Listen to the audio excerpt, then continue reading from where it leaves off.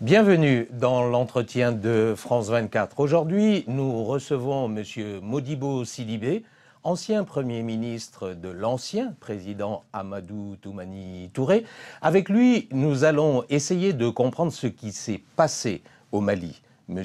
Modibo Sidibé a en effet été au cœur du pouvoir malien durant de nombreuses années. Avec lui, donc, nous allons essayer de comprendre comment un pays présenté comme un modèle de démocratie et de bonne gouvernance s'est effondré.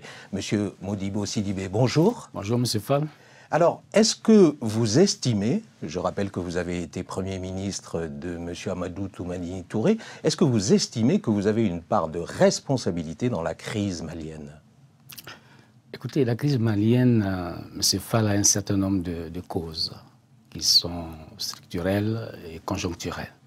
Structurelle parce que nous le savons bien, la plupart des défaillances quant à l'État, faiblesse de certains piliers de l'État ne sont pas forcément propres à l'État du Mali, et propres à la plupart de nos États et à des degrés divers. Et deuxièmement, la conjonction issue de ce qu'a été la crise libyenne et de d'autres récurrents maliens se sont retrouvés pour nous amener à la crise qu'il a à 2 mois des élections présidentielles, avec un coup d'État qui a eu aussi ses implications sur la perte de 2/3 de notre territoire. Mais monsieur Sidibé, revenons sur la période durant laquelle vous étiez aux affaires. Les djihadistes d'AQMI se sont installés dans le nord du Mali. Qu'avez-vous fait? Il est certain qu'il y a eu des infiltrations et qu'il y a eu des va-et-vient pendant de longues périodes, avant qu'il y ait l'incrustation qui s'est manifestée ces derniers temps. Mais est-ce qu'à l'époque, vous n'avez pas sous-estimé ce danger?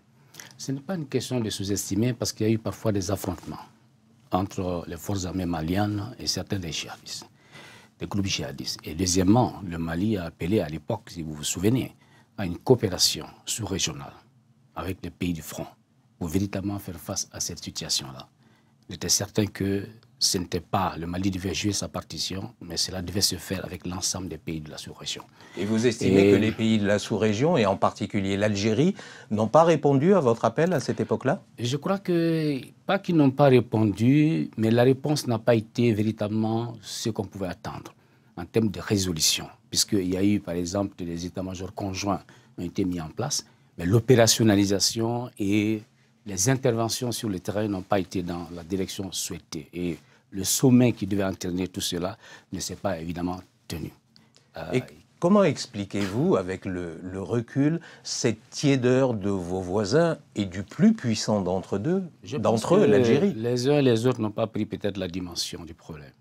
Et il est bien qu'aujourd'hui, depuis quelques mois, en raison de ce qui s'est passé, et résultement ce qui s'est passé le 10 janvier, l'intervention de la France, qu'on ait pris conscience de la dimension du problème, qui soit la dimension de la région, la dimension aussi des valeurs républicaines et démocratiques et de liberté.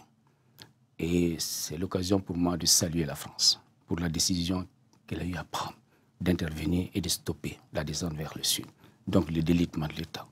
Et aussi de m'incliner devant la mémoire, une perte des soldats français, devant la mémoire de tous ceux qui sont tombés, soldats français, militaires maliens, tchadiens, les différentes nationalités de la MISMA. Et nous souhaitons que on puisse aujourd'hui encourager très fortement les autres éléments, les unités sur le terrain, pour pouvoir achever le travail qui a été fait, qui, je crois, a été bien fait. Nous allons y revenir, mais encore une question sur un petit peu les mots qui ont miné le Mali à cette époque. On a parlé de la menace djihadiste, mais il y avait aussi ce qu'on pourrait appeler la menace des narcotrafiquants. À cette époque-là, vous étiez aux affaires. Vous n'avez rien fait. Le Mali était pratiquement un narco-État dans la région. Non, je crois que vous allez trop loin en traitant le Mali du narco-État. Je ne suis pas d'accord avec vous là-dessus. Il y a eu des problèmes. Il y a un Boeing 707 qui s'est posé bourré de cocaïne à Gao. Le Boeing 707 n'est pas à Gao, dans la région de Gao.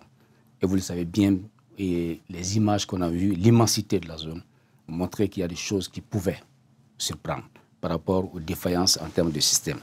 Vous parlez du Boeing, cela fait l'objet d'une procédure judiciaire. Il y avait eu des gens qui ont même été inculpés dans ce cadre-là. Et je suppose que la procédure continue, que même aujourd'hui, il y a eu des mandats d'inculpation concernant certaines personnes. Donc la justice a fait son travail. De l'autre côté, il y a eu une nouvelle politique de lutte en matière de sécurité qui avait été adoptée, qui a conduit à la mise en place d'un office central qui était en train d'être structuré et qui pouvait permettre en fait de fédérer l'action de l'ensemble des unités maliennes, gendarmerie, police, garde, douane, pour leur donner un peu plus de poigne et d'efficacité dans la lutte contre la drogue, et aussi en rapport avec la sous-région, particulièrement avec la CEDEAO, qui avait mis des mécanismes en place pour une meilleure coopération en termes d'information et de renseignement dans la lutte contre la drogue.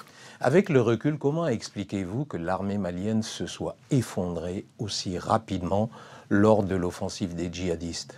Je crois qu'il y a plusieurs motifs, certainement, qu'on pourrait évoquer. Il y a des insuffisances, probablement. Et peut-être qu'il n'y a pas eu suffisamment à temps une analyse pour revoir la politique nationale de défense et de sécurité et de redéployer en fonction de ça l'outil qu'il fallait. Maintenant, évidemment, il y a eu des coups de boutoir, il y a eu des insuffisances qui ont fait que l'armée n'a pas répondu totalement aux opérations. Il y a eu des opérations qui ont été menées, ils ont résisté, ils ont reparti à l'offensive, mais de façon générale, la chaîne de commandement n'était plus là. Il était difficile à l'armée de pouvoir faire correctement le travail. Monsieur Sidibé, vous êtes candidat à la prochaine élection présidentielle. Quelles sont vos relations avec l'armée, avec les militaires maliens? Je ne connais de l'armée que l'armée républicaine, l'armée de la nation. J'ai été moi-même militaire. Vous le savez, puisqu'à un moment donné, la police avait un statut militaire. Donc, par conséquent, aujourd'hui, ce qui est le plus important, je pense que quand vous parlez à l'armée, vous parlez de la junte aussi. Moi, je ne confonds pas les deux. Pour vous, il y a deux armées aujourd'hui au Mali. Il y a une armée républicaine et... Il n'y a pas deux armées au Mali. Je ne ferai pas l'erreur de confondre la junte avec l'armée du Mali, l'armée républicaine, qui doit rester comme telle. Il y a eu ce qui s'est passé. Moi-même, j'ai été privé de ma liberté à plusieurs reprises. Tout ça, c'est le passé. Moi, ma préoccupation aujourd'hui, c'est comment regarder l'avenir. J'étais candidat avant les événements du 22 mars. Nous étions dans l'orientation vers un renouveau de la démocratie. Parce que nous étions arrivés à l'analyse qu'il y avait quand même un délitement entre la base, disons les citoyens, et la classe politique. Parce que le taux de participation était faible. Il y avait un paysage politique fragmenté qui ne donnait aucune illisibilité aux différents citoyens. Et fondamentalement, on a gagné la République, on a gagné la démocratie, mais n'avons pas gagné les citoyens.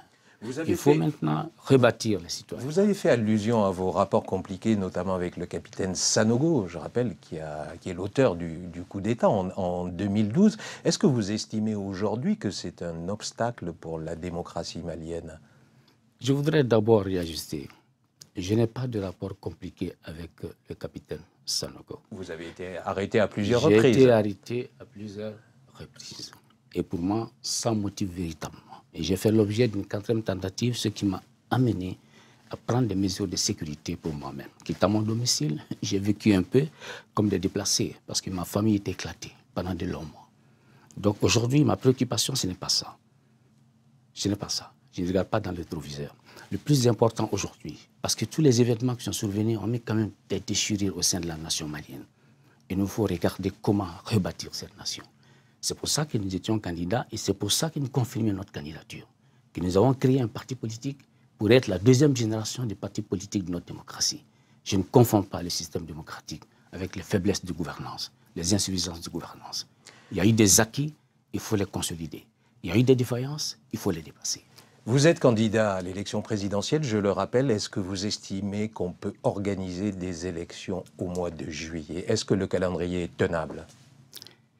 Le gouvernement a proposé cette date, une date délébitoire du 31 juillet.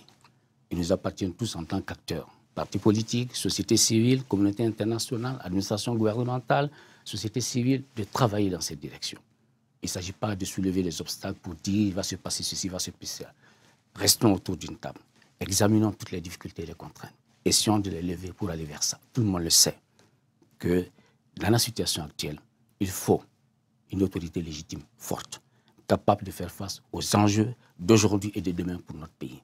Et parmi ces enjeux, ce sera la dernière question, il y a Kidal, Alors, faut-il négocier avec le MNLA? Faut-il que l'armée malienne s'installe à Kidal très rapidement, M. Sidibé? Oui, M. Fall, la question est aussi simple.